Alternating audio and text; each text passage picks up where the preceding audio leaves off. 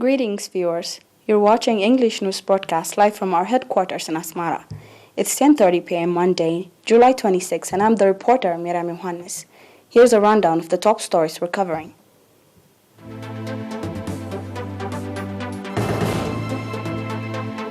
"11 patients diagnosed positive for COVID-19. Commendable health services provision in Eritrea subzone.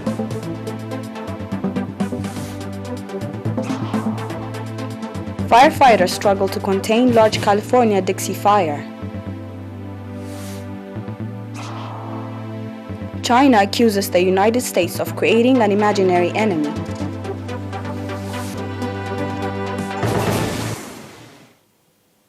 Now are the details for the domestic news. 11 patients have been diagnosed positive for COVID-19 in tests carried out on July 25 and 26 at quarantine centers in the central, southern, and Ansaba regions. Out of these, 8 patients are from quarantine centers in Asmara, Central Region. 2 patients are from a quarantine center in Karan, Ansaba Region. The last patient is from a quarantine center in Addaih, Southern Region. On the other hand, 19 patients who have been receiving medical treatment in hospitals in the Southern Region 16 and Central Region 3 have recovered fully and have been discharged from these facilities. The total number of recovered patients has accordingly risen to 6,301, while the number of deaths stands at 33. The total number of confirmed cases in the country to date has increased to 6,506. Ministry of Health, Asmara, 26 July 2021.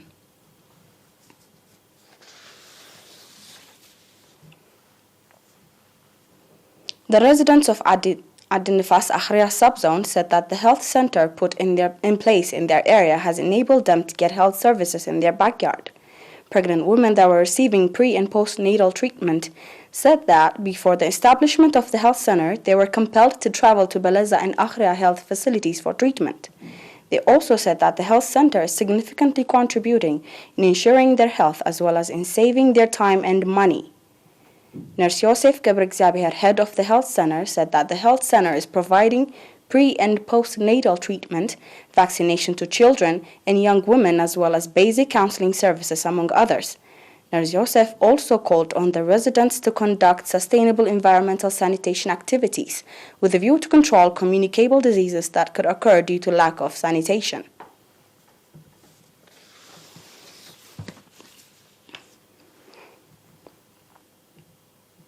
The residents of the administrative areas of Agra Tahat and Ilat Alam in Nafa subzone conducted soil and water conservation popular campaigns with a view to boost agricultural production. The popular campaign included preparing agricultural land for cultivation, construction and renovation of terraces and water diversion scheme, as well as redressing the environment. The farmers indicated that the popular campaign has been conducted before the coming of the rain season and will have significant contribution in boosting their agricultural product. They also said that over 350 hectares of land already has been prepared for irrigation farming.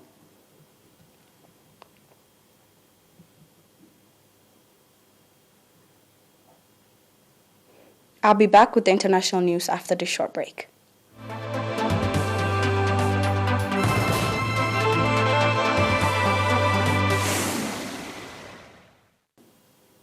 Welcome back.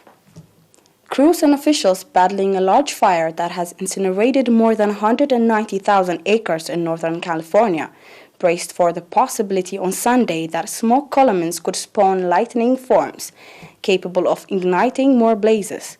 The swarming Dixie fire in Butte County, north of Sacramento, gained ground on Saturday and was only 21% contained as of Sunday morning, according to the California Department of Forestry and Fire.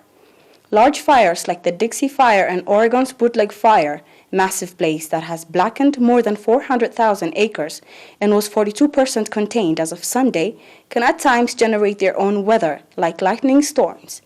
On Saturday night, the Dixie Fire joined with another one nearby, and firefighters have struggled to contain the blazes that have triggered evacuations in several communities. The conflagrations in the U.S. West, marking heavier than normal start of the wildfire season, have coincided with a record-shattering heat that has baked much of the region in recent weeks and caused hundreds of deaths. Scientists have said the growing frequency and intensity of wildfires are largely attributable to prolonged drought and increasing bouts of excessive heat that are symptomatic of climate change.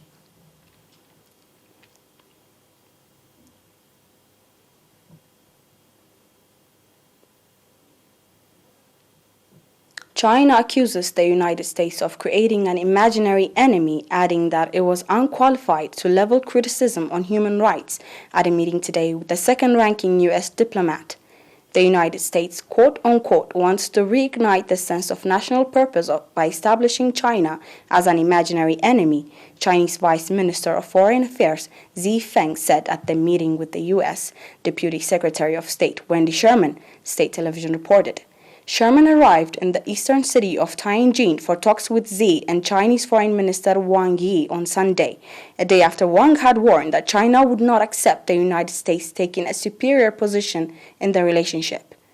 The U.S. government and lawmakers have been openly critical of China's policy in Hong Kong and Xinjiang, with the U.S. Senate having passed this month a bill to ban imports from the far western region, citing forced labor concerns.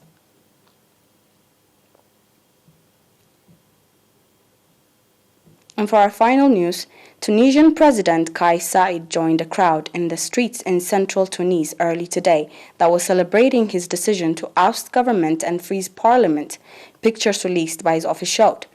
Saied arrived to meet jubilant supporters who had filled the central Habib Bourguiba Avenue, the very street where the biggest protests took place in 2011. Said's critics fear his move to dismiss the government and freeze parliament is part of a shift away from democracy and a return to the autocratic rule of the past, concerns he rejected in public statements as he denied conducting a coup.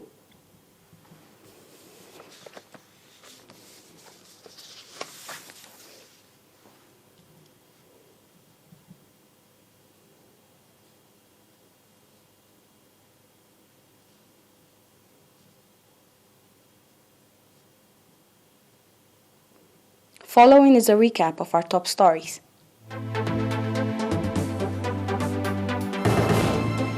Eleven patients diagnosed positive for COVID-19.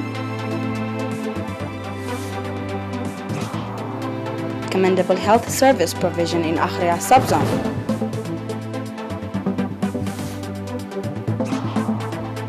California, firefighters struggle to contain large Dixie fire. China accuses the United States of creating an imaginary enemy.